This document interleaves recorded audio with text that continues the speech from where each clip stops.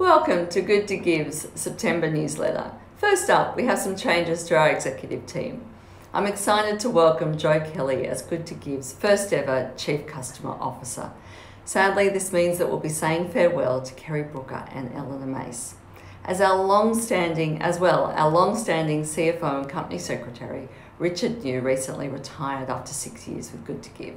Replacing Richard is Paul Harris, who has 30 years of commercial and not-for-profit experience. These changes set Good2Give up for further success as we strive for our next stage of growth to deliver $300 million to charitable communities across Australia and New Zealand by 2022.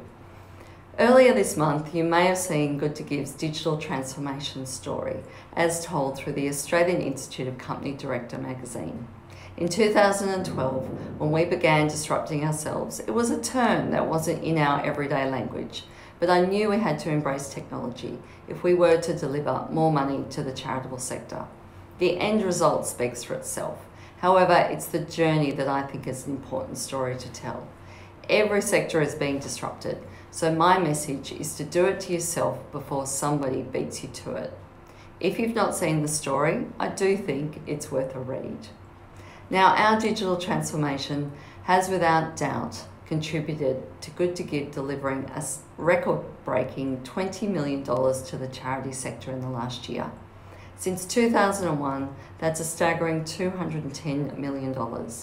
Read more about what we delivered with our clients and donors in our 2018-19 annual review. It's been a busy month for sector events, and I attended the Philanthropy Australia Philanthropy Meets Parliament Summit, which delivered a really powerful and challenging conversation around philanthropy's role in democracy and how philanthropy and the government can work together to deliver greater impact. And last Wednesday, I attended the Community Council for Australia's Roundtable with Senator Zed Seselja, Assistant Minister for Finance, Charities and Electoral Matters. It was a valuable opportunity for CCA members to have an open dialogue with the Minister.